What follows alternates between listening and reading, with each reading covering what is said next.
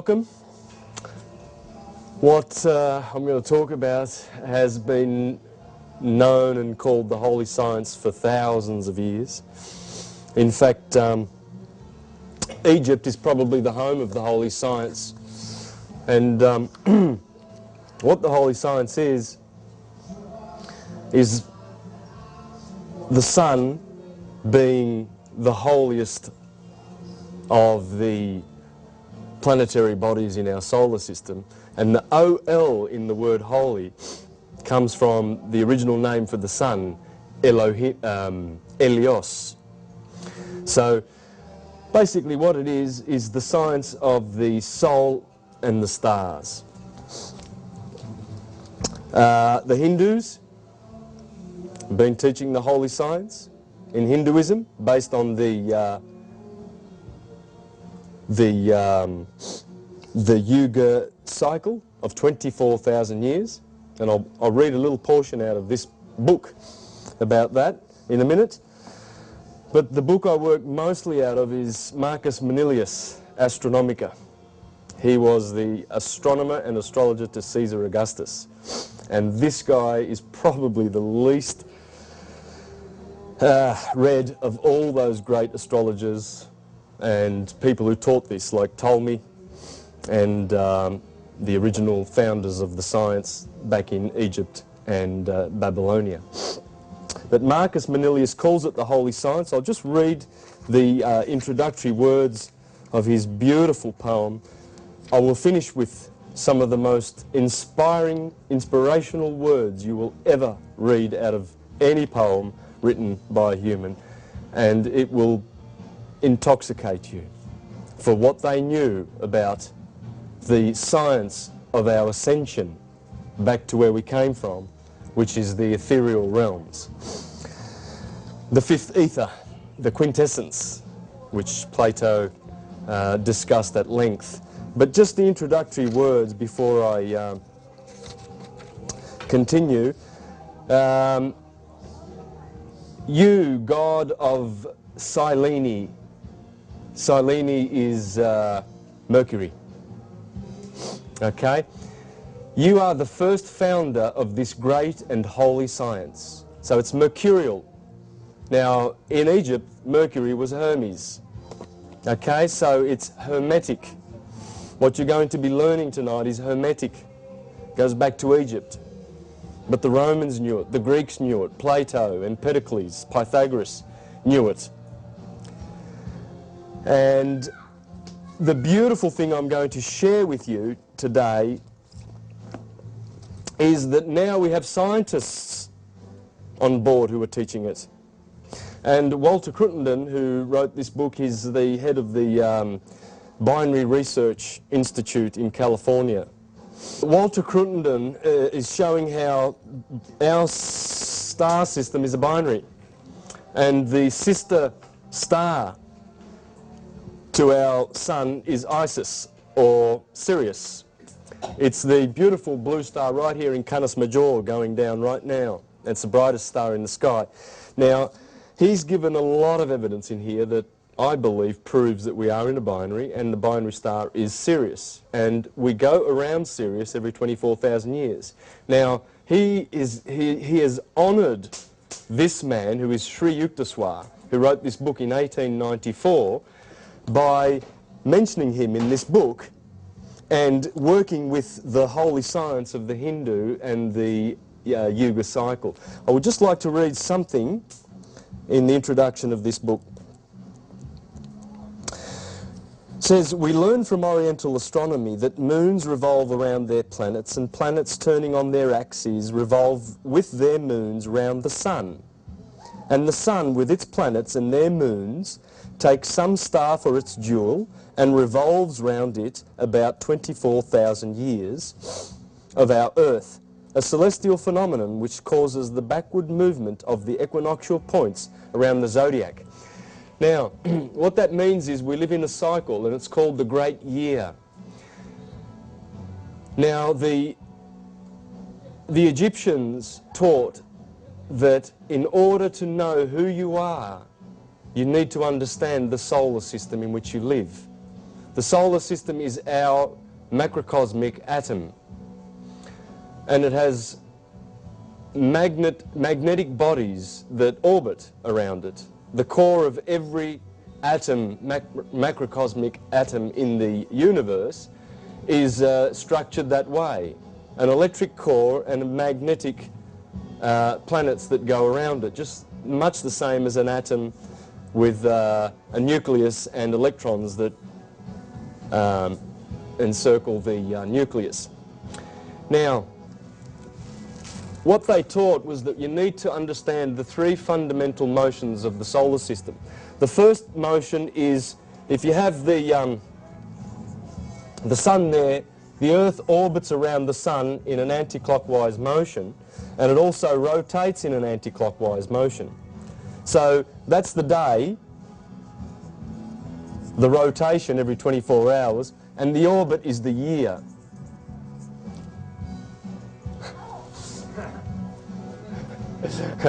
So that's the first fundamental motion, that's the second fundamental motion, and the third one is the great year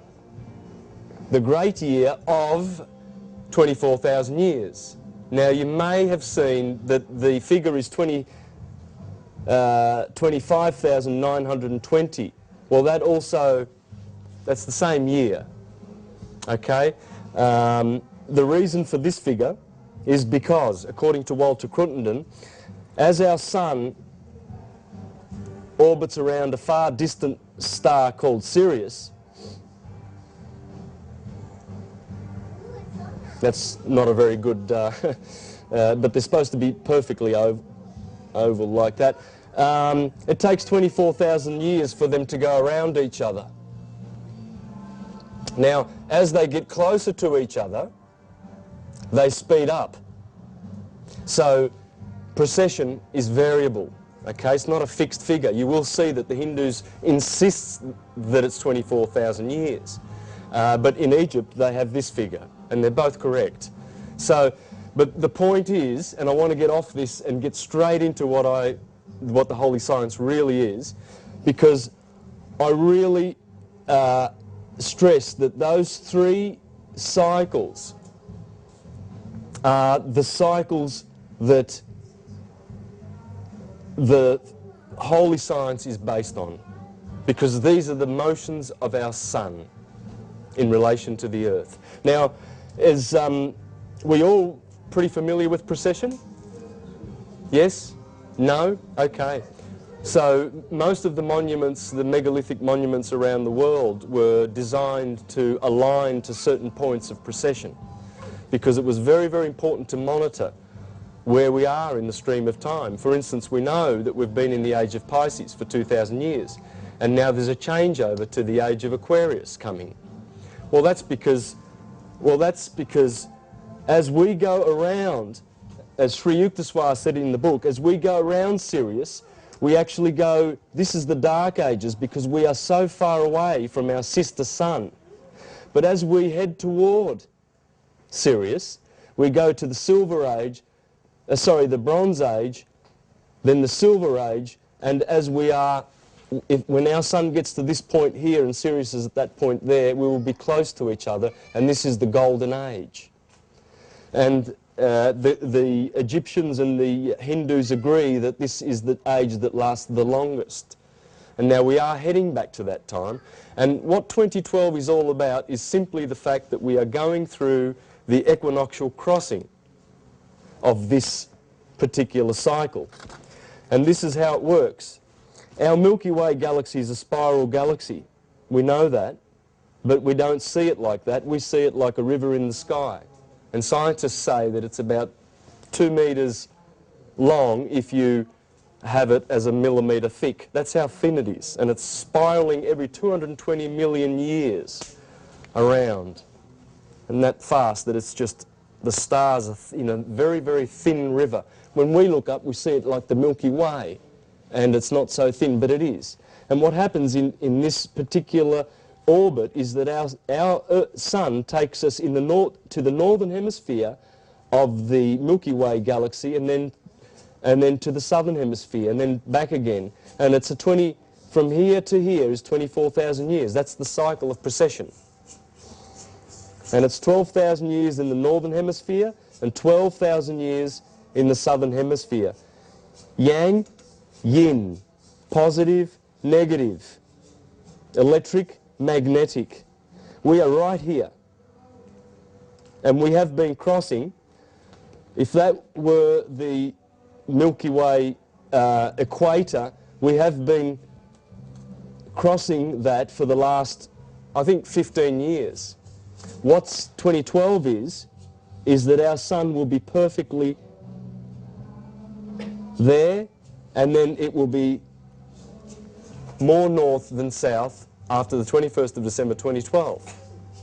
So the question is, why aren't our governments preparing the biggest party celebration in history? Because this is beautiful. We're coming to the end of the age. And according to the Holy Science, when that happens, there's a harvesting of souls. Christians call it going to heaven. That's the fictional version. The real version is we ascend. And as we ascend through our through Jacob's ladder, what I will show you with the Holy Science is that our solar system, the 7 planetary bodies that we see in our solar system, are the 7 chakras. And as Manly P. Hall and all of these great esoteric teachers taught, we descend through the hierarchical order of these planets as a soul, and we gravitate to Earth, where we are living. And those planets are responsible for these energies. These are our spiritual organs, the endocrine system, with the glands, the pineal gland being the master of the other glands, the pituitary gland and the thymus and the thyroid and the heart chakra and the solar plexus. These correspond with our spiritual evolution and our transmutation.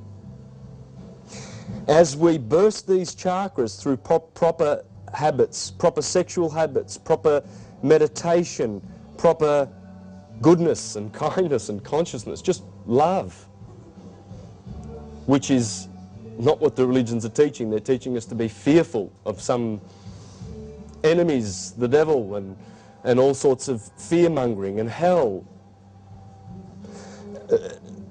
Rather than teaching this through love and humanity, we can actually burst these chakras and grow and evolve and transmute and turn our lead into gold. So those 7 chakras are the 7 planets of our solar system, and they also are the 7 days of the week. Sun, Sunday. Moon on the earth, Monday. Mercury, Mars, Tuesday. Marte, martedì in Latin. That's Mars. Tuesday is devoted to Mars. Mercury, mercoledì in Latin or Italian, but it's Mercury. Wednesday. The king, Zeus, Jupiter. Thor, Thursday. That's Thor, the god of thunder.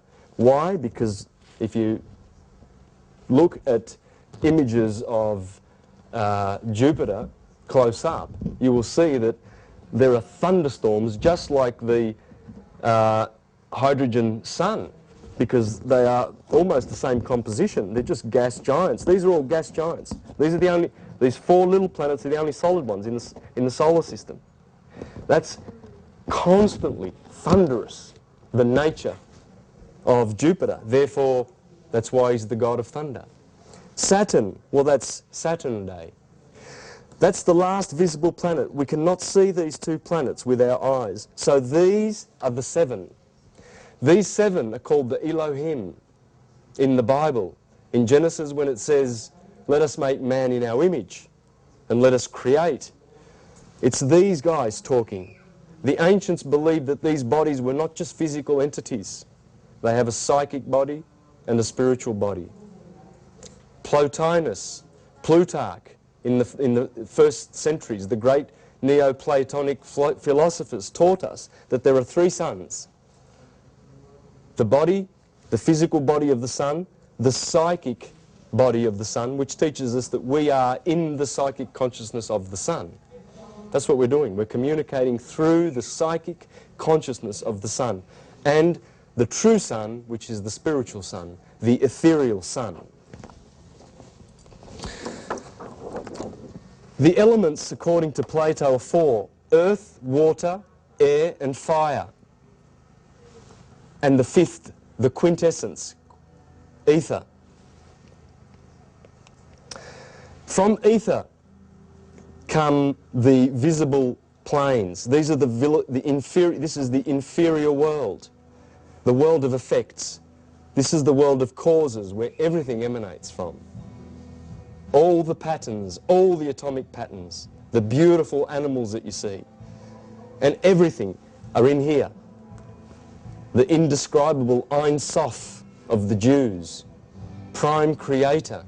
This down here, with the seven Elohim, they are the demiurge, they are the cosmocrators, the seven Olympians.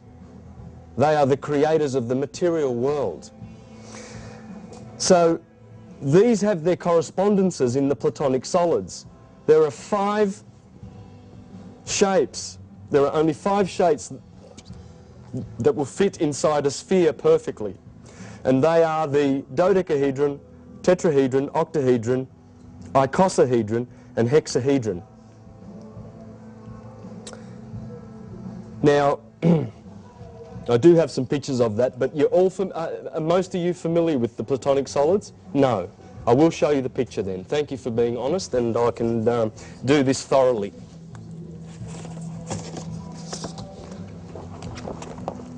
Those are the Platonic solids. Okay? They are the only shapes that will fit inside a sphere and touch at every point.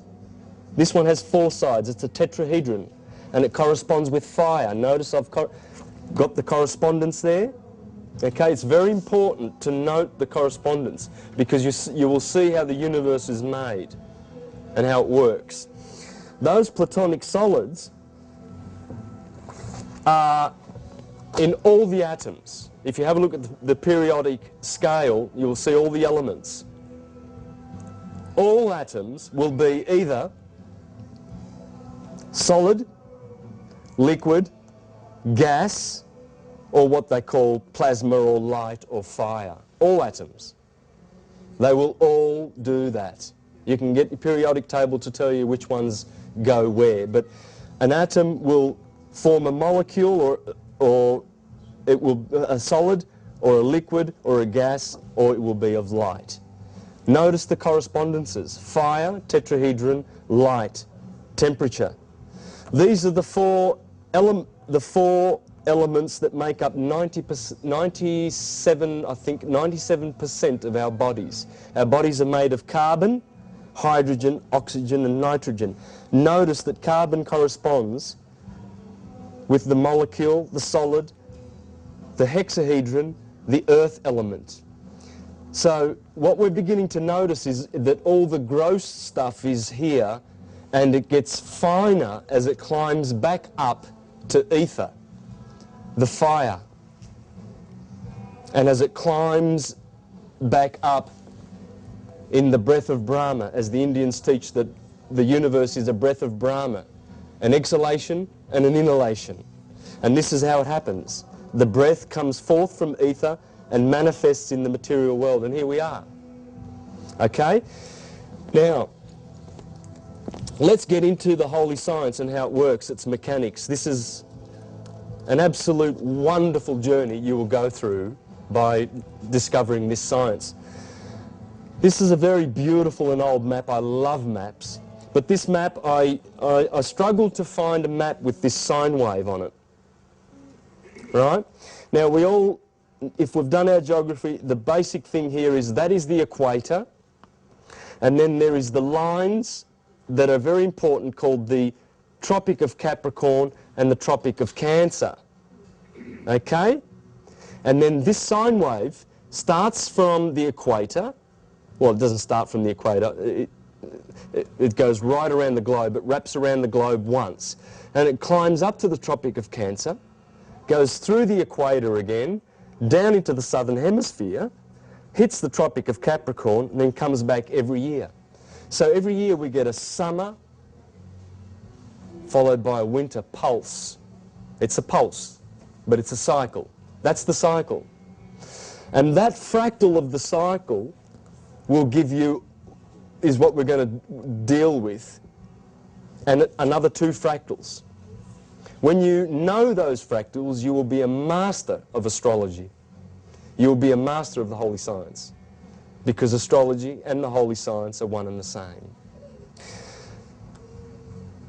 Now, can anyone tell me what, how high the sun, that's actually the journey of the sun, of course, because of the tilt of the earth. It's 23.5 degrees.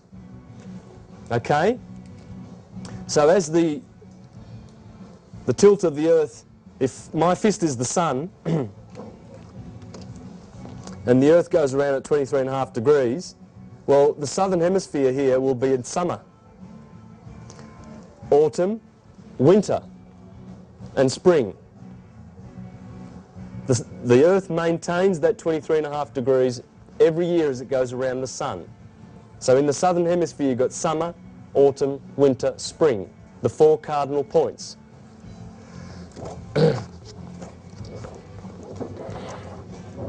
Just like to show you another map.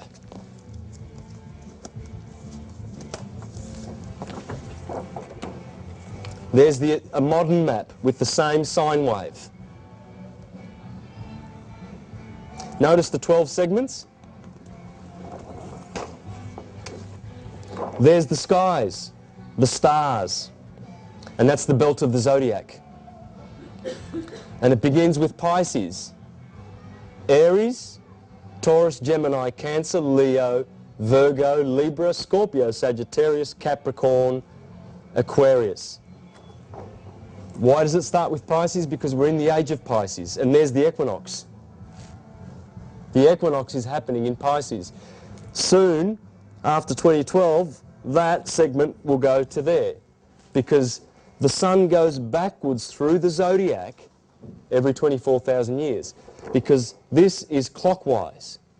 These are anti-clockwise. The day and the year are anti-clockwise, which means, let's say that's east and that's west. The sun comes up in the east, sets in the west. The zodiac belt, which is in the same 17 degrees slot that the sun will always be in, they are always there in the east, faithfully, and always set in the west. So that you notice the stars, if you're watching them, every 15 degrees, every hour they go 15 degrees, okay? Till they go around once, because of that. Because we're rotating.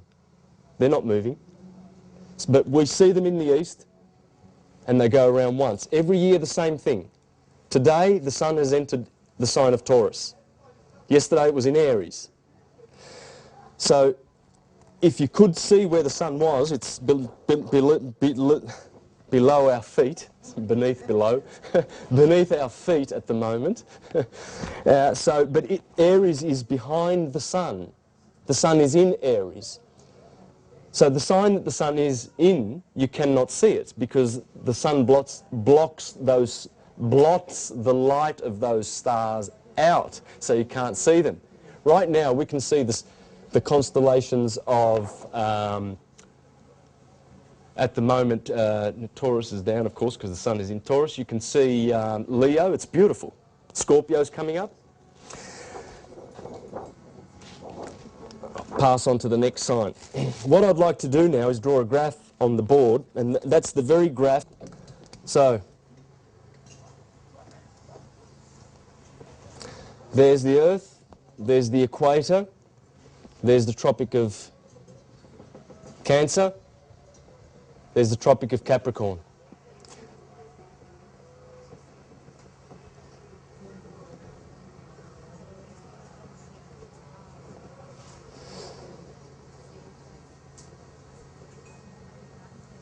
That's the sine wave. Okay? Now, I've probably stretched that out a little bit more because I've got a lot of information that I've got to put in there for you. What happens is, there's the cardinal, that's an equinox, and that's an equinox. Now, equinox,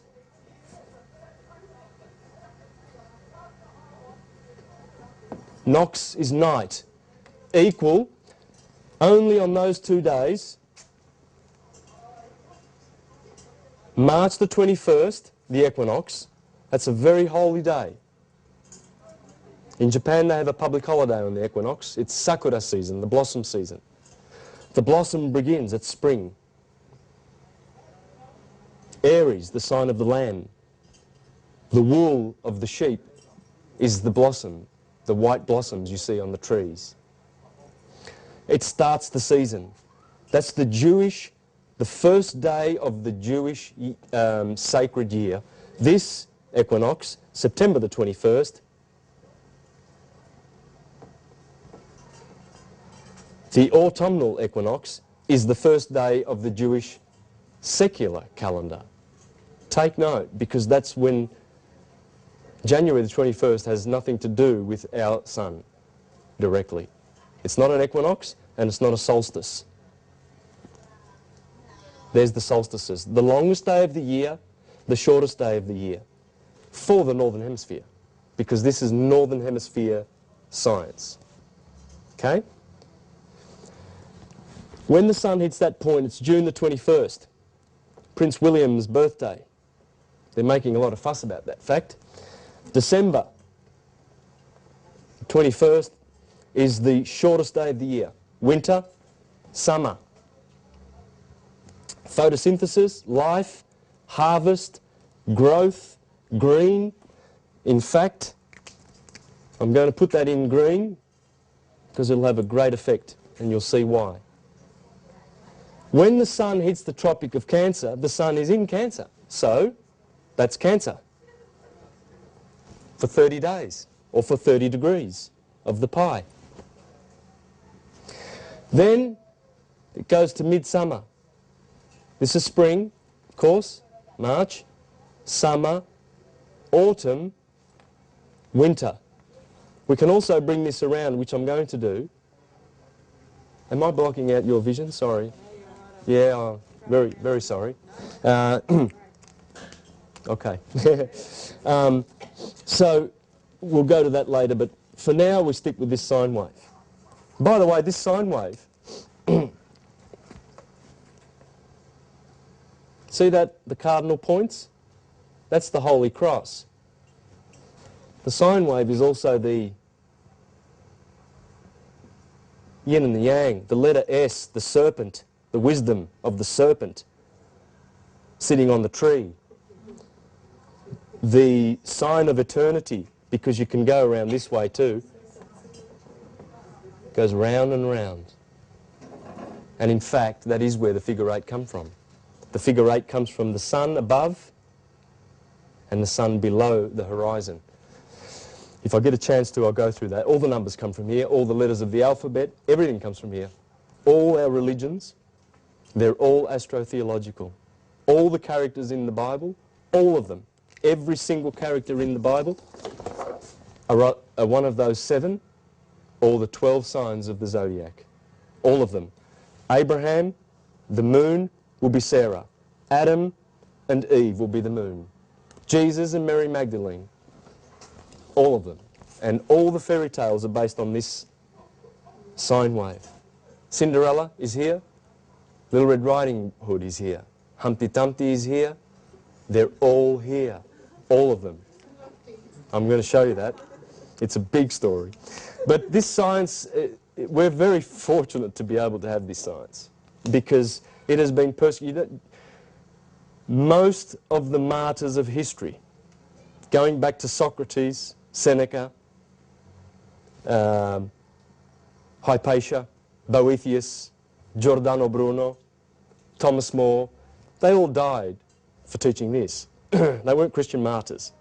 The heretics were people who taught the real science, the truth of who the characters in all our holy books really are. They are our heroes and life givers, the planets of our solar system. When you know the solar system, in fact, the early century Christians used to be called solar heliognostics, sun knowers, to know the sun. And in fact, that, and the Romans put a US on the end of it, that is the Hebrew word for the sun. It's yes. It's pronounced yes.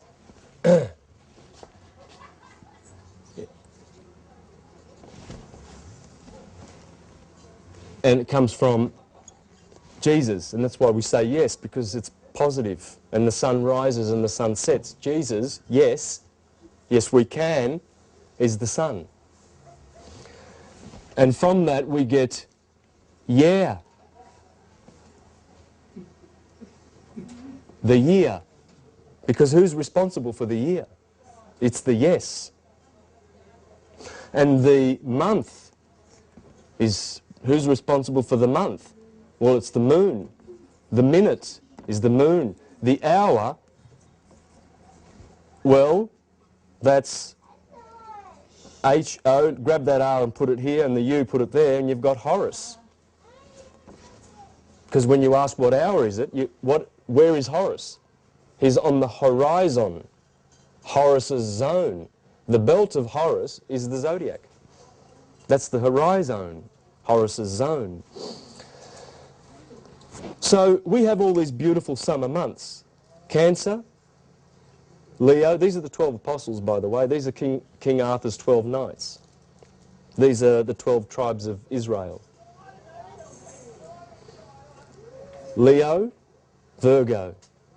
When the sun goes below the equator, it goes into Libra.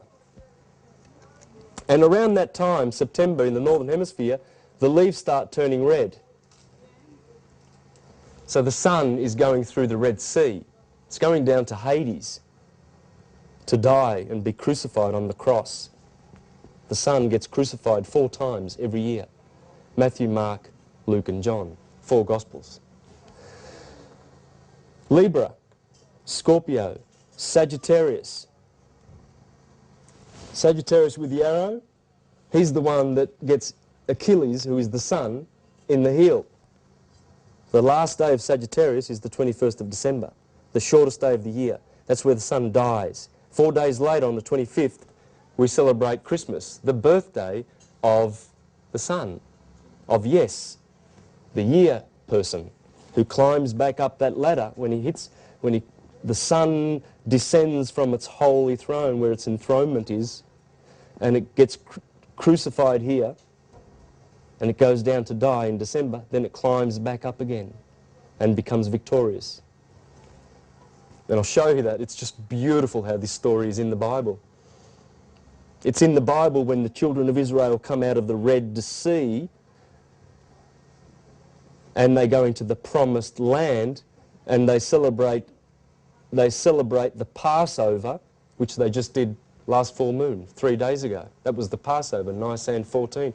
Why do they call it the Passover? Because the sun has passed over out of the Red Sea, and they eat the lamb of the Passover, because it's Aries. Aries is the lamb. There's Aries, the Lamb of God that takes away the sin of the world. Why does it take away the sin of the world? Because this is forgiveness. Up here you get to live. It's photosynthesis.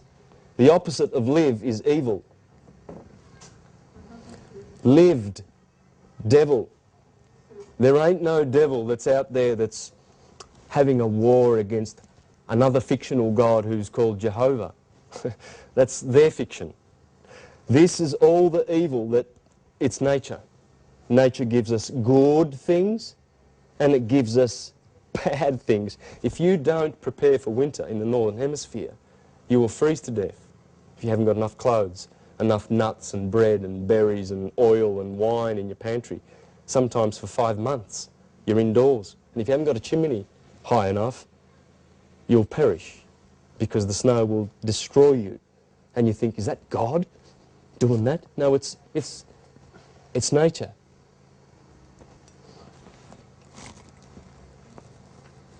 Capricorn, Aquarius, Pisces. I'm going to do this, I'm going to enlarge this so I can fill in a lot of information. There's so much information here, guys, that it's just, I don't know, really don't know where to begin. I could do 6 hours of just all the nursery rhymes. 6 hours on just fairy tales. I've got beautiful books. The myths. It explains and deciphers all of them. It's all about the sun. Every hero story. The Ennead, the Metamorphosis, the Iliad, the Odyssey. All those heroes. It's all the sun. Troy. This is Troy. And the war in heaven. In fact, right now there is a war in heaven. There are 6 planets in 5 planets in Aries, minus the sun. There's Mercury, Mars, Jupiter, and Venus. Big alignment. And they're all opposed. Jupiter is opposed to Saturn in Libra at the moment, and it's an opposition.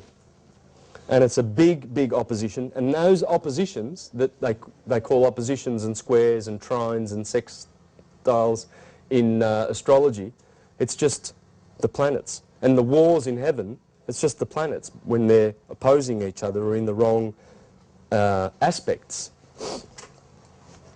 So let me fill this out. Here you have Taurus, and here we have Gemini. The sun is here at the moment. In the northern hemisphere, they've just come out of Aries. Have a look at this. Now, isn't this just convenient?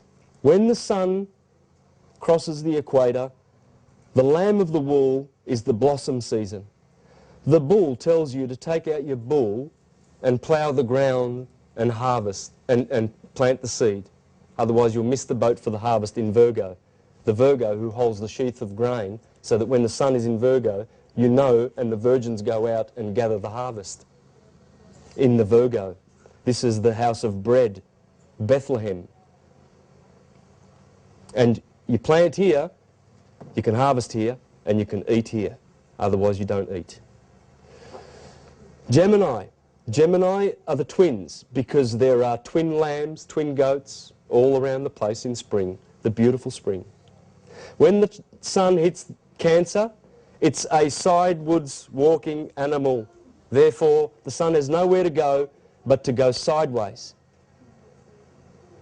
When it hits the lion is the beast that is most typical of the sun. All solar emblems have the lion in it. That's summer, midsummer. The Virgin is the harvest season.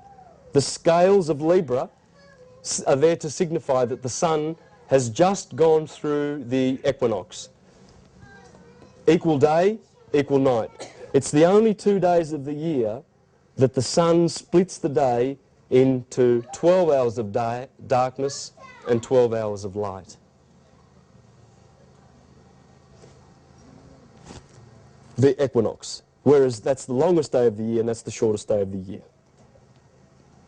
Scorpio. When they see Scorpio, there are only 4 red stars in the sky. One of them, Antares, is in Scorpio. So it's the red dragon. It's the one who, after the sun has been judged in the scales of Libra, it's the one who is standing there to bite the sun as a backbiter and kill it and send it to its death and betray the sun, and so does Sagittarius with his arrow. That's why they are there, to betray the sun after he's judged in the scales. Scorpio's the backbiter. This is the apostle Judas, the backbiter, the betrayer, because he betrays. Well, he was called a backbiter because the scorpion bites with its back tail, not its front. And also, the bite of a scorpion resembles the kiss, the 2 lips. If you've ever seen the bite of a scorpion, it looks like the kiss mark. That's why Judas betrays the sun with a kiss. It's all there. It's all in the sky. When you read the Bible, look up and get to know those beautiful stars. There are 12 zodiac signs, but there are also 72 other signs. Take note of that. There are 84 separate constellations in the sky. They were put there deliberately because what is up there is in your body exactly. And the zodiac goes straight through your body. See the sine wave? See where Aries is? Taurus, Gemini, Aries, Taurus, Gemini. It's a fractal of this sine wave here. It's just a fractal. Every day the sun goes through your body. Aries in the head, Pisces in the feet. And every hour, because 6 o'clock is here, 12 o'clock is here, sunset 6 o'clock is here, 12 midnight is here. Notice how the sunrise corresponds with spring. Perfect correspondence. When you know that the day is the same as the year, is the same as the body, when you know those 3 cycles, you are a master of astrology. That's the basis of astrology. This nature is what astrology is all about.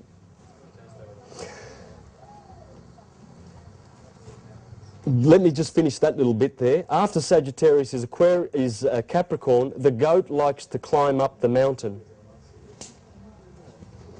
Aquarius is the wet season, January. That's when the sun gets baptized. And I'll show you that later. And then Pisces is the fishing season. Perfect agricultural correspondence. Perfect. And as I will show you, it corresponds with everything else in the myths and the legends. Here's some esoteric charts of what I was showing. These are very, very old charts. Aries on the head, Taurus, Cancer, the chest, Gemini, the two arms. See the arms? That's Gemini. There's another one. See all the animals going down? Scorpio, the generative organs. So we have Aries in the head, Taurus, Gemini, Cancer, Leo, the lion heart, Virgo, the belly, Scorpio, the generative organs, Libra, the kidneys, Scorpio, the generative organs, Sagittarius, the thighs, Capricorn, Aquarius, and Pisces. This is, I'm putting all the parts together slowly of the holy science, so you know how it all works. Everything is related to this. Astrology is the key. Astrology is the key to understanding all of the other parts, because this is also physics, as I'll show you. So, summer, this is considered to be heaven. This is considered to be hell. This is the Garden of Eden. This is outside of the Garden of Eden. The 2 equinoxes are 2 pillars, 2 brothers, 2 twins. The 2 twins in the Bible, Jacob and Esau. Cain that kills Abel. That's what they are. If this is the Garden of Eden, these are the 2 trees. The tree of life, the tree of the knowledge of good and evil. Why is that the tree of the knowledge of good and evil? Because the equinox here gives you a knowledge of good and evil. And what did God say to Adam and Eve? He says, on the day of you eating from the fruit of the tree of the knowledge of good and evil, you will certainly die. Because this is the sun. Once the sun passes there, he will certainly die as it goes down to its death. Okay, I'm just going to rub that off now, and I'm going to expand that. Look, it might pay to just read something about the holy science, just so that I can clear something up about the nature of it. This is beautiful, what I'm about to read you, because most people don't realise when they read the Bible what they're reading. They think that's history. That's not history. There's no real direct history in the Bible. It is mythological history. It tells you about how our solar system has gone through different phases. When there's a new heaven and a new earth, it's just the solar system. Saturn loses light, falls from heaven. That's the devil falling from heaven, because Saturn is Satan. And Satan is Saturn, and Saturn rules Capricorn and Aquarius down in hell. Whereas Jesus rules Leo. The sun is in Leo. That's the astrological house of Leo. So they're twins, Jesus and Satan. The sun and Saturn. Because the Saturn is the boss of cold, and he's the boss of hot in our solar system. Two polarities, yeah. He's cold as. He's about how many astronomical units is Saturn away from the sun? He's freezing. If you're ever going to plan a trip, bring some jumpers, you know. Okay, so Alvin Boyd Kuhn, he was an occultist, esotericist, teaching the esoteric truth of the Bible and of all the myths. And the esoteric structure of the alphabet, in there he says about this science, to enforce the cryptic significance of the disclosure now to be made, it is necessary to present with the utmost brevity the fundamental meaning graph of all ancient religious literature. All of them. The Bibles of antiquity have but one theme, the incarnation. How we, this beautiful godly consciousness, has happened to find itself on this planet, in flesh and blood, and those in this condition of the four elements. How did we happen to find ourselves below ether, where we come from? Unconditioned consciousness. Here we have conditioned consciousness. And we have cultures and stresses and religions that are trying to impose their views on us and change them and pervert them when the truth is within. We've always known the truth. We are our own high priests and teachers. The Christ is within. It's the heart chakra and the pineal gland. And anything above the infernal, notice that that is red and that is violet. Have you heard of ultraviolet and infrared? Well, there it is. These are the low vibrations. This is hell. And the heart chakra is the Christ. That's why you always see Christ with his arms outstretched and the heart, and his heart on his chest. So how did we find ourselves in the world of effects? Well, it's the theme of every Bible, and it says, the vast body of ancient scripture discoursed on but one subject, the descent of souls, units of deific mind, sons of God, into fleshly bodies, developed by natural evolution on planets such as ours, therein to undergo an experience by which their continued growth through the ranges and planes of expanding consciousness might be carried forward to ever higher grades of divine being.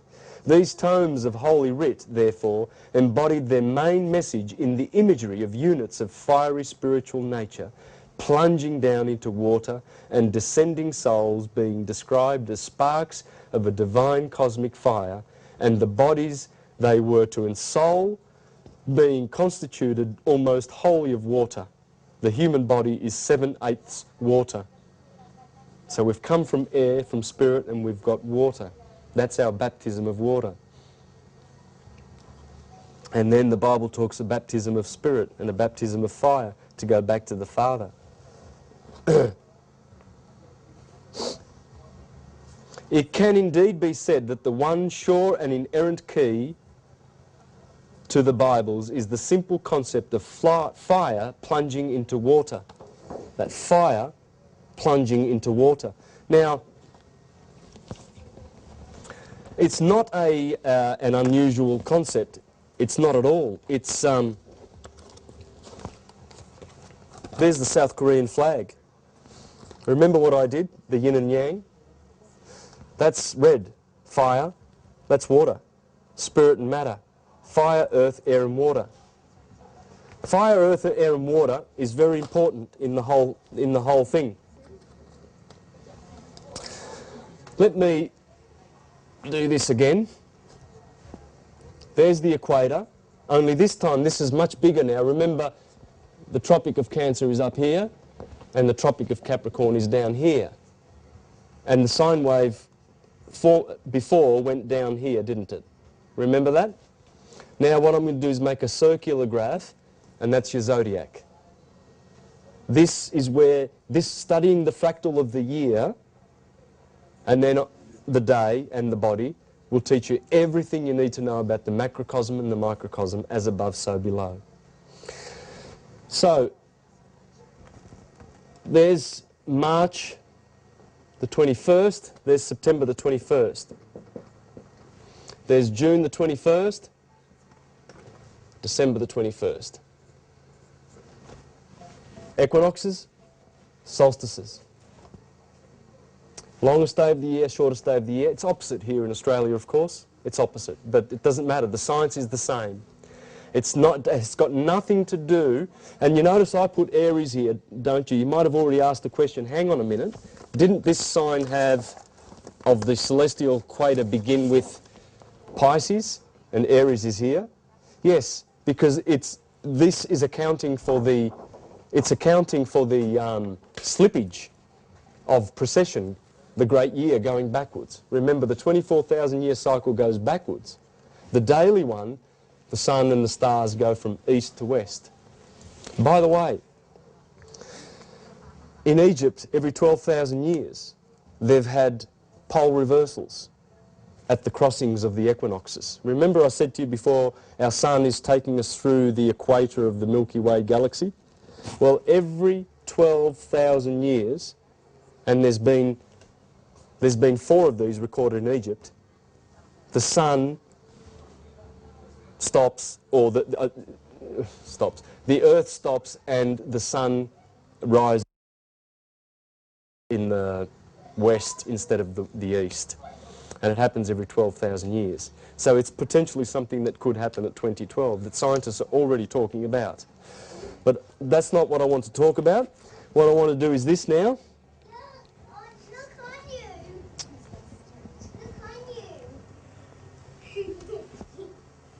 on you. Okay, now, so let's put the signs in here that we know. Remember, this was Aries. Do you remember that? Because that's the equator there, yeah? Okay, so that's the first month. The blossom, the bull, take out your plough, right? Taurus.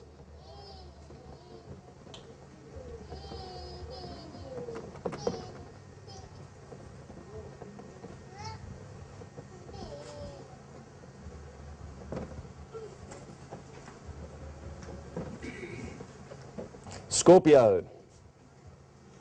Sag. Oops. Capricorn. Aquarius. Pisces. That's the 12 signs of the zodiac. Aries is a fire sign. Taurus is earth. Gemini is air. And Cancer is water. Fire. Earth. Air. Water. Fire. Earth. Air. Water. It's called the quadruplicity. In Hebrew, it's Yod, He, Va, He, Jehovah. Fire, air, water, and earth. So God, the created, not the creator, Ein Sof, prime creator is the creator, which is an invisible, we don't know. We don't know what that invisible cause is exactly. The Bible is a great book. It's a great book for enslaving people and freeing people.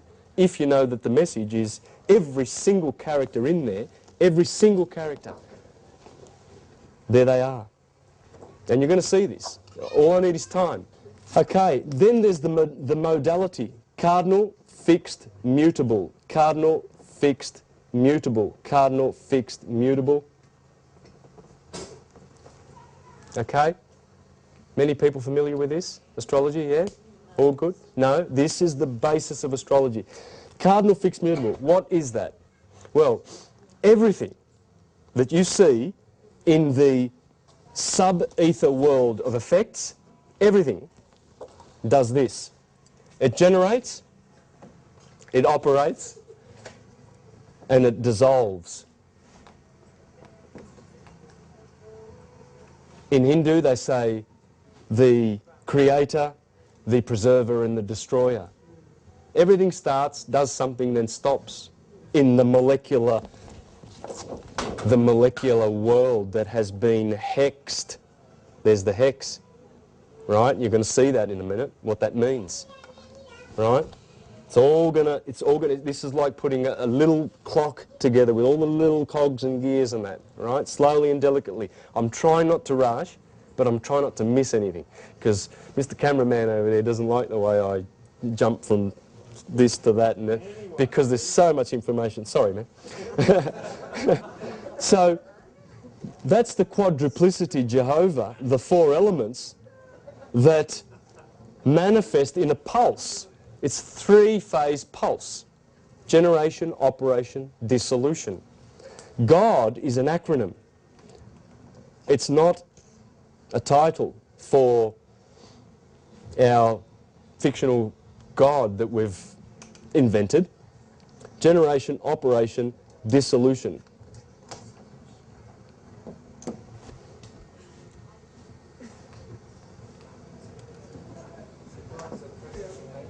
It is. God is 1, God is 2, God is 3, 4, 7 and 12, which I'll show you. God is 7, God is 12, God is a oneness. Love, God is love, God is light. That's what the sun offers. The sun offers love, light and life. In every culture, there are 3 L's. The El Lord, the Elios, in the Bible, in the Greeks call it Elios, the El Lord gives us El love, light and life. It's the source of love, light and life. Where else do those 3 things come from? And it comes in, and then the oneness divides into a 2, which is positive and negative, electricity and magnetism. There's nothing in the universe that is not electric or magnetic. Nothing. It's either one or the other. There is nothing outside of electromagnetism. That's the whole process of nature. And that's where the oneness becomes electric and magnetic in 3 phases, 3 pulses, with 4 elements or 4 polarities, because the atoms will polarize to either one of those. Hydrogen, carbon goes down to Earth. If carbon is a hex. In fact, the atomic number for carbon is 666. What happens when you flat pack a hex? That's a hex, isn't it? Remember we said that carbon is solid. All atoms will either be solid or have cohesion or motion or temperature, because they are either photon, particle, an atom or a molecule. Right? And it's hex. Why is it hex? Because the ancients knew that when you flat pack a hex,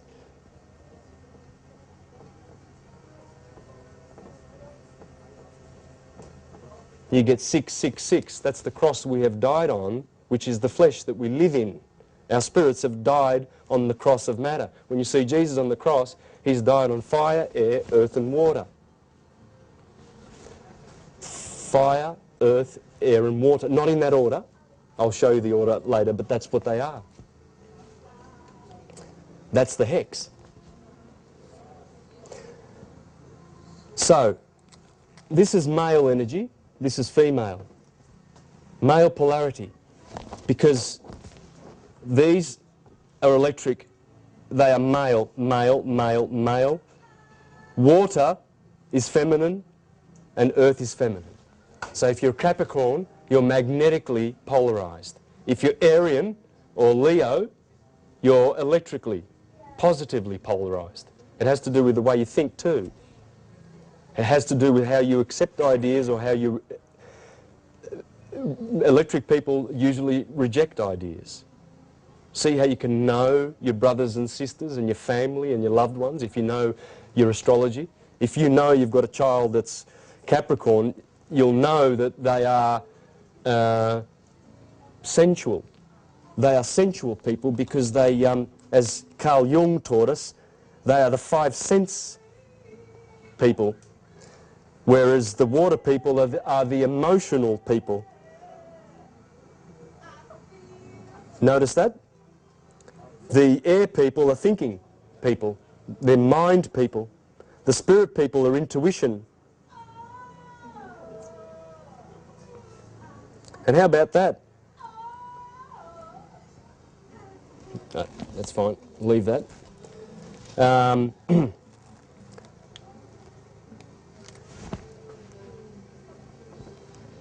Female, male, female. I won't add the rest. You've got the idea, haven't you?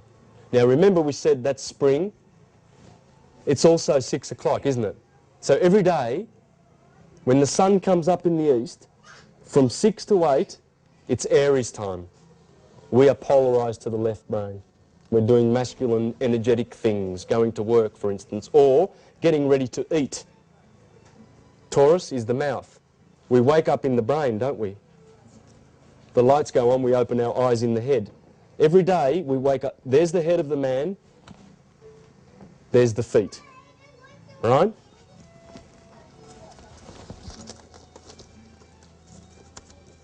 That's beautiful music, isn't it?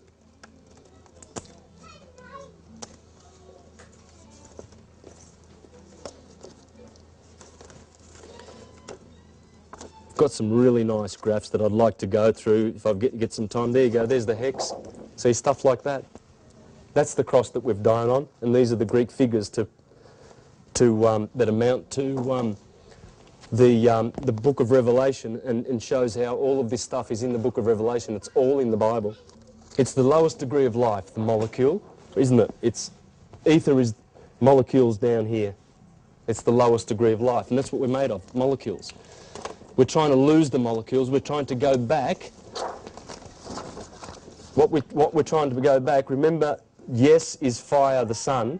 Remember Jesus says, no one goes to the Father except through me. That's what it means. Everything in the Bible has wonderful meaning if you know the key. This is the key. That's the man. Only this guy's got Aries over here and Pisces going that way. I couldn't mirror image it, but anyway, there's the man. See how the head is here, Taurus is the neck. So we wake up in Aries every morning, then we go to eat, then we use our hands. Gemini rules the hands, the twins of the hands, the arms. Then Cancer, we do our Cancer thing, which is like digestion and other things. Leo is the heart, so that's bringing the nutrients into the bloodstream. Virgo is the belly, so the food that we ate in Taurus is getting digested here. That's fixed earth, that's mutable earth. You put fixed earth in your mouth and you mutate it in your belly. Do you not? Okay, and I'll show you how it locks with every single other thing. The more you look at that, the more you'll find. It never ends.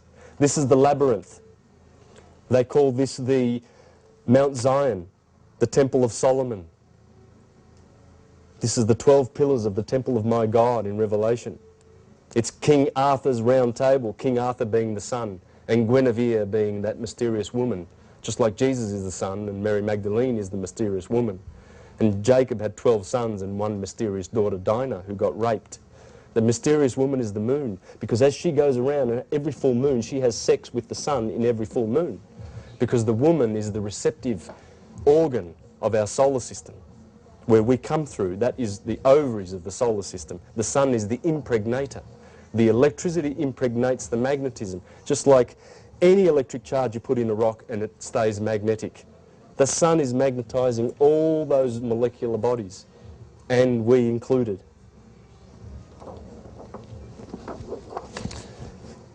So what do we need to do now? So we see that Aries rules 6 to 8, Taurus 8 to 10, 10 to 12, and this is the key to understanding astrology.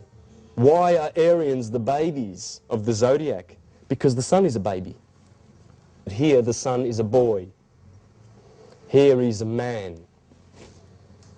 Here he is a walking stick as he goes through the scales of Libra and is judged and is told to go down to Saturn, because Saturn rules these two signs. Let me show you the rulership.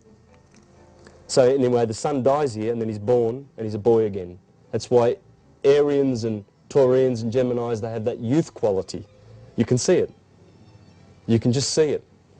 And then these guys are sort of more mature somehow.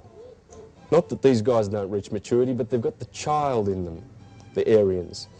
And they all have the qualities of that season.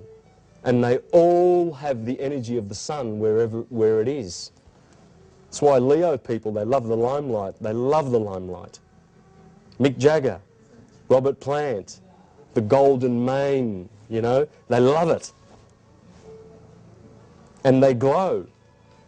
They've got the heat of summer. This is midsummer. And look at that, fixed fire. From 2 to 4 every day. What's the hottest part of the day? That's obviously where fire is going to fixate. Obviously fire is going to start here. Remember, cardinal is starting, fixed is mutable, fixed is middle, and mutable is descending. Pretty much comparable to a jet plane. To take off, that jet plane uses so much energy. That's cardinal. The cardinal people are very directional, very choleric. You can tell, I can pick cardinals. I love picking cardinals. That's a cardinal. Yeah, you see them walking down the street. They walk straight. Well, I'm Aryan. I'm a ram. It's a ram. My mother always used to say, I know when you're coming because you come at 100 miles an hour with the car. No one drives as fast as you do because we don't like people in the way. Get out of the way. And Capricorns are the same. Cardinal. Librans are the same. Mr. Cameraman. Bossy. Cancerians, even though they've got the water and the motherly aspect, they are still very one-directional. Okay? And the fixed people, well, they're fixed. Yeah, they're so cool, especially the cats. Because the cats are feline.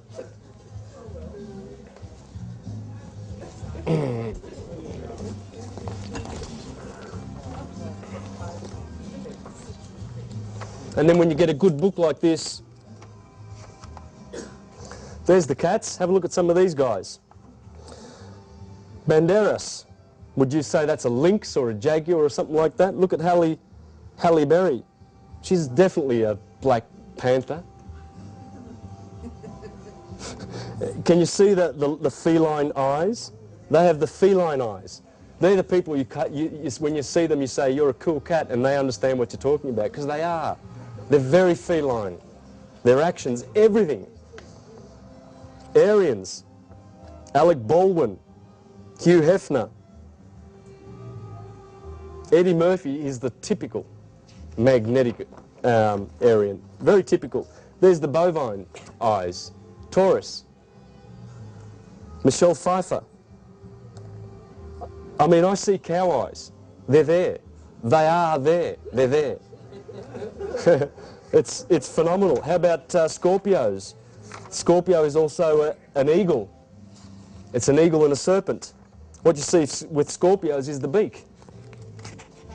They've all got beak. Sagittarius, look at the different mouth. The horse, equine, big long face, beautiful big teeth. It's there. It is absolutely there.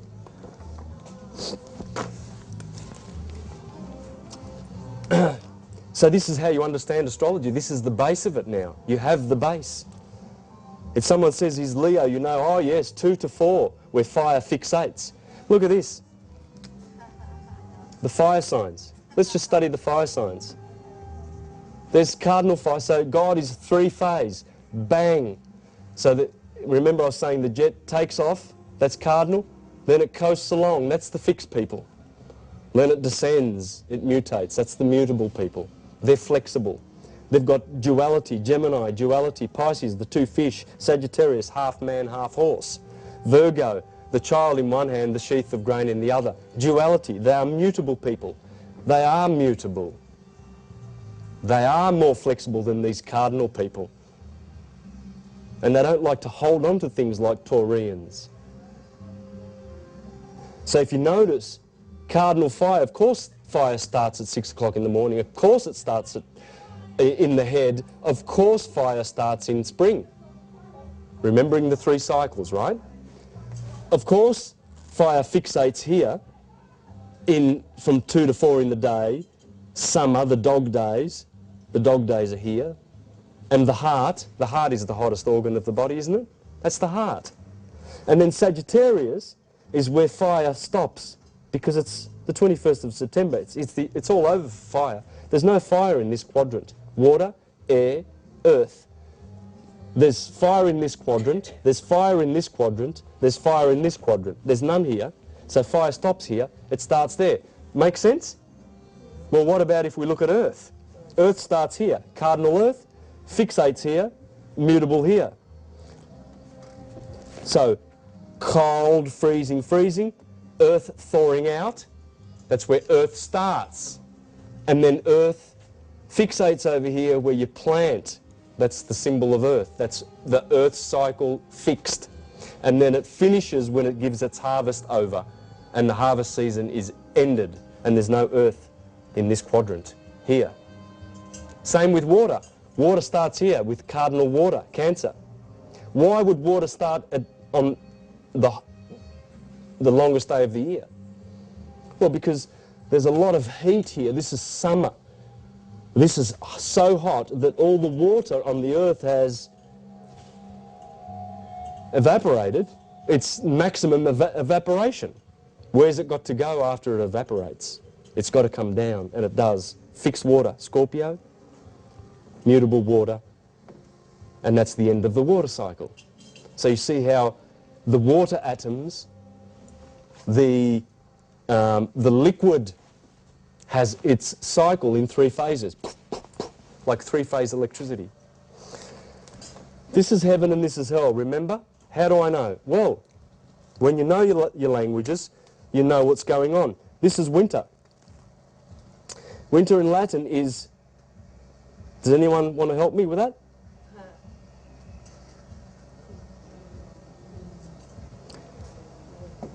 Inverno.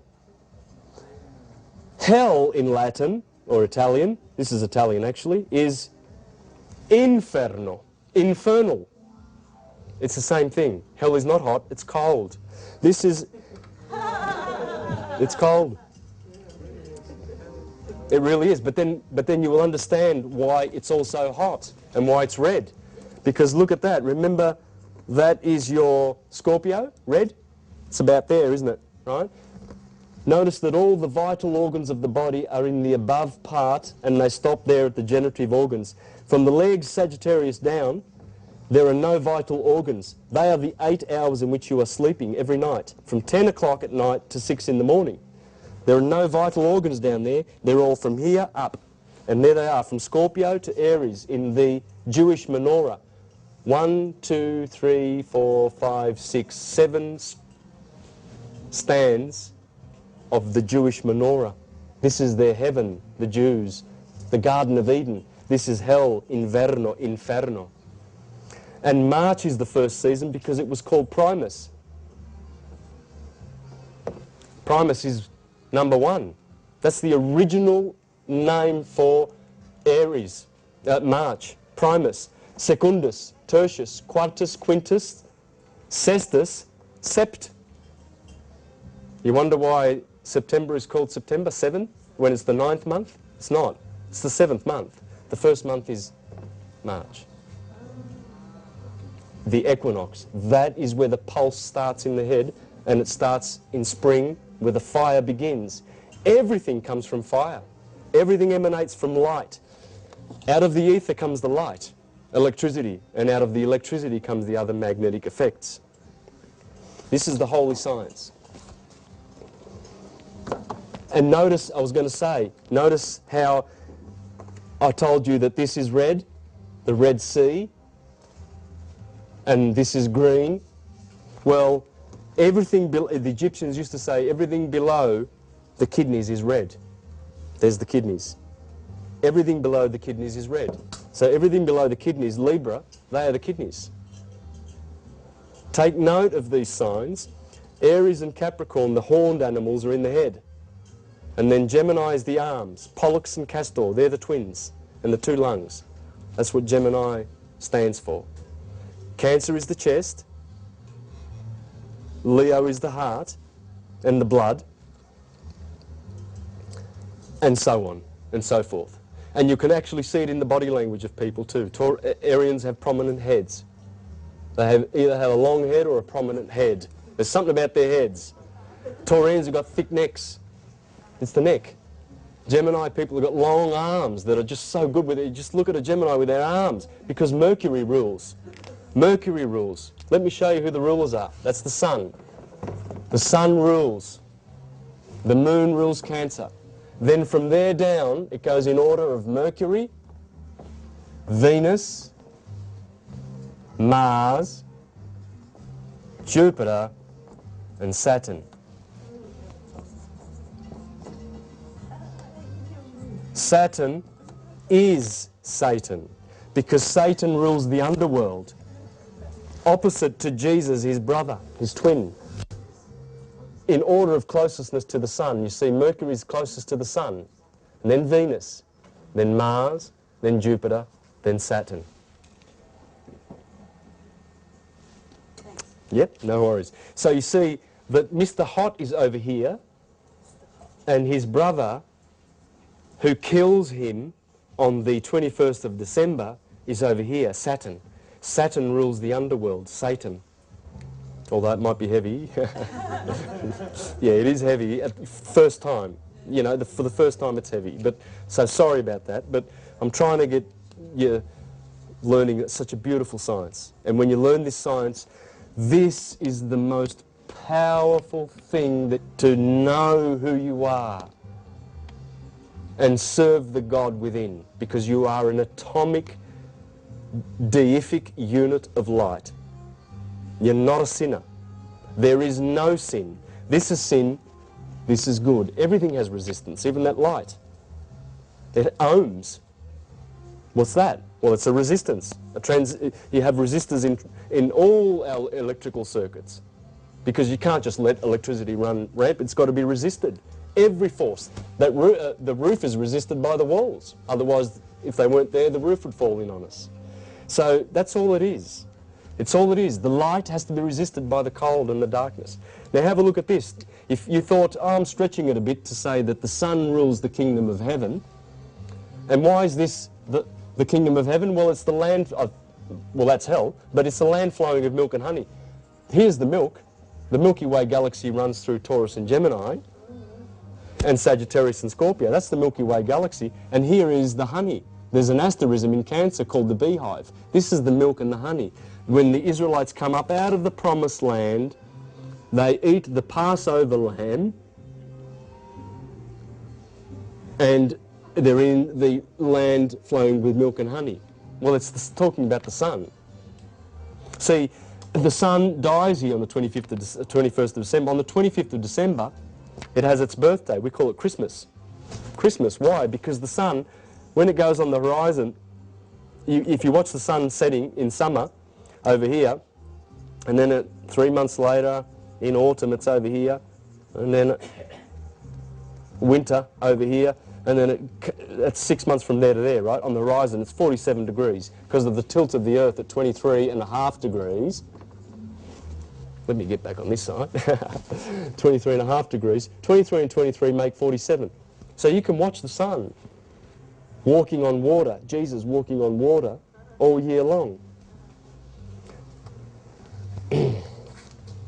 You like that, did you? I'll show you something you'll like much, much more than that, because this is beautiful. It really is. I'm glad you're appreciating it like that. There's the ocean every morning, and the sun rises. The sun is called yes, isn't it? Remember I told you that? How do I know? Let's be really sure about ourselves, eh? This is how I know, because they tell you. What are those 3 letters inside the sun that have always been there to tell us the name of the sun? It's Greek. Any Greeks? I-E-S. Yes. The H in Greek, that we see an H, I-E-S, that S, that is an I in Greek. It's called eta. We spell it like that, but it's I. Yes. Remember? And the Jews, yes. And we say, sorry about that, that's a horrible Y. Yes. And then we've got the year out of that. Jesus is born of In Latin, the mare is the ocean. Mary, Maria. Jesus is born of Mary every morning. Jesus turns water into wine. The grapes growing, the water pouring down in summer. The grapes growing, growing, growing, growing, growing. And then this is the bread season when the virgins get the harvest. This is the wine season. The sun turns water into wine every year. It's the natural cycle that we have. Now, if you thought I was stretching that thing about Jesus ruling here and the sun ruling here, in Aries, in astrology, we have every one of these planets has its ruling house, its detrimental house, its exaltation house, and its fall house. How many people know this about astrology? No? You know about that? There are 4 things. I'm pointing out the sun's ruling house, its detrimental house where his brother Saturn lives, Mr. Cool. Of course that's the detriment of the sun. Of course it is.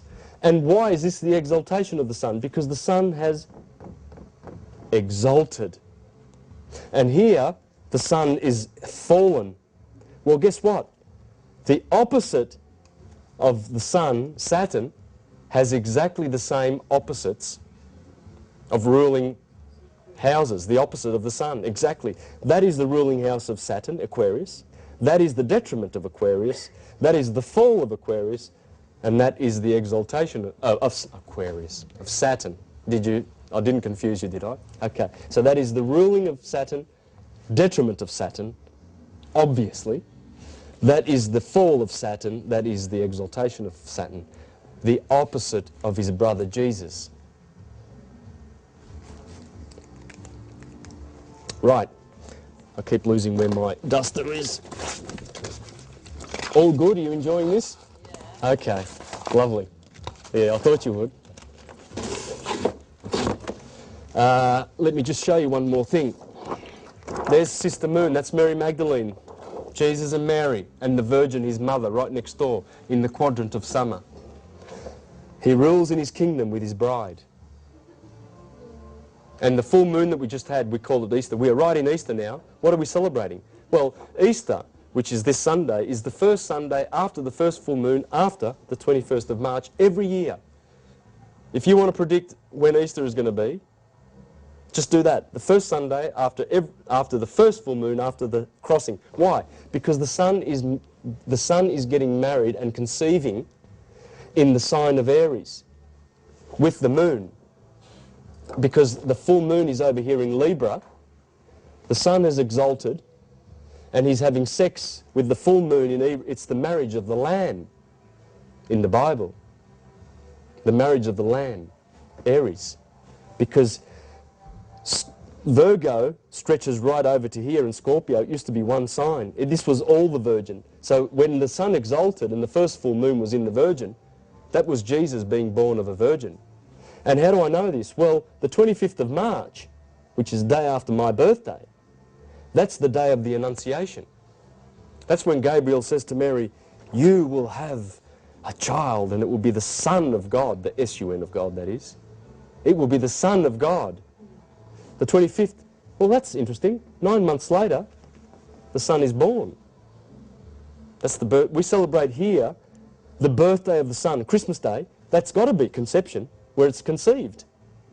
And looky here. They have a festival over here called Pentecost, which means 49 days after. It's a 49-day period, Pentecost. That corresponds with the embryo becoming a fetus. Son is conceived here. A child is conceived here. Embryo becomes a fetus. In Virgo, the belly, the baby drops after 6 months to be born. This corresponds to the womb. Notice how the moon dies down here. That's the new moon, that's the full moon. 14 days, 14 days. Look at quarter moon, quarter moon, quarter moon. Aries, Libra, Cancer, Capricorn. The moon does exactly the same as the sun. The sun waxes, the sun wanes. The moon waxes, the moon wanes. You don't cut your hair when the moon's waning, it won't grow. You cut your hair when the moon's waxing because it's growing. Growth. They're doing the same thing. It's all the same. That's Jesus and Mary Magdalene. Helen of Troy. Selene. Any L sound is the moon in a feminine. In masculine, it's the sun. Helios. That's the sun. This is the 14-day period you cut your hair. This is when you grow your vegetables. Because the moon is transmitting the most reflective light from the sun possible. So of course you grow your vegetables. My father used to do that. He's Calabrian from southern Italy. This is the menstruation cycle, 28-day, 30-day cycle of the woman. Here is the bleeding. As the egg goes up into the ovary, and it takes 14 days for an egg to become mature in the ovary. It takes 14 days for the moon to become full. If the egg in the ovary is fertilized, then 270 days later, there will be a child born. If not, 14 days later, that egg will bleed. And that you cannot see the moon for 2 days in that period. That's the correspondence. You see, the woman is linked in with the moon and the sun is linked in with the sun. That's how it works. This is how it all works. The universe, ether, is a dodecahedron, 12. So this is the mind of God, which Hermes says is the universe. The universe is mental. It has 12 potential latent energies. The 7, they are the creators or the manifestors of physical stuff. That is the physical part of God. The 4 are the 4 polarities that he uses, in which the atoms go to their place. The 3, the Trinity, God being a Trinity, that's the pulse, that's the phases. The 2 is the duality, and the 1 is the oneness of all. It's the relationship always, that is always there, of that equinoctial point. When the sun crosses that point, the next sign is always given to the Lamb, no matter what hemisphere you're in. It's given to the Lamb because it's cardinal fire. Everything comes from the start of light. Cardinal fire means where light begins its journey. And then as photons crash into each other and collide and form molecules, and atoms are attracted to each other, and that light is refracted and whatnot, then light is what creates bodies. You're a light body. You are a child of the sun because you are a light body. We can't necessarily see all that beautiful glowing light, but it's all light. All of those atoms are light. It's all photons. It's all light. Why? Well, I'll tell you how I'd like to finish it with Marcus Manilius's beautiful words, if you'd like me to do that. This is amazing. What boots it to assail oneself with self-reproach, to deprive oneself of benefits ungrudged by God himself, and to renounce that mental vision which nature has bestowed? So he's saying to us, begging us and imploring us to look at nature in her naked glory, to see who God really is, what God really is. And this is how he says we should do it. We perceive the skies, then why not the skies' gifts too? The mind of man has the power to leave its proper abode and penetrate to the innermost treasures of the sky, to construct the mighty universe from its component seeds, to transport the offspring of heaven about the places from which it came, to make for ocean's farthest horizon descend to the inverted parts of the earth and inhabit the whole wide world. Now nature holds no mysteries for us. We have surveyed it in its entirety and are masters of the conquered sky. We perceive our Creator, of whom we are part, and to rise to the stars whose children we are. Can one doubt that a divinity dwells within our breasts, and that our souls return to the heaven whence they came? Can one doubt, just as the world composed of the elements of air and fire on high, and earth and water, houses an intelligence which spread through it directs the whole? So too with us the bodies of our earthly condition and our lifeblood house a mind which directs every part and animates the man. Why wonder that men can comprehend heaven when heaven exists in their very beings?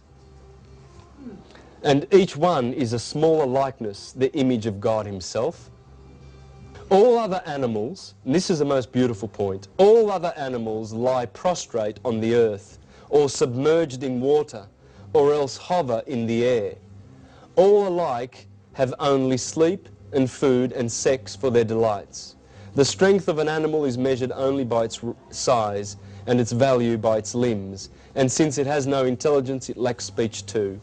The breed of man who rules all things is alone read equal to the inquiry into nature, and power of speech, breadth of understanding, and acquisition of various skills. He has left the open air for city life, tamed the land to yield him its fruits, made the beasts its slaves, and laid a pathway on the sea. He alone stands with the citadel of his head raised high, and triumphantly directing to the stars his star-like eyes, looks over more closely at Olympus and inquires into the nature of Jove himself. Nor does he rest content with the outward appearance of the gods, but probes into the heavens' depths, and in his quest of a being akin to his own seeks among the stars. We alone are destined to return to the stars, as long as we understand who the stars are. It's the macrocosm above, and we are the ones below. Thank you.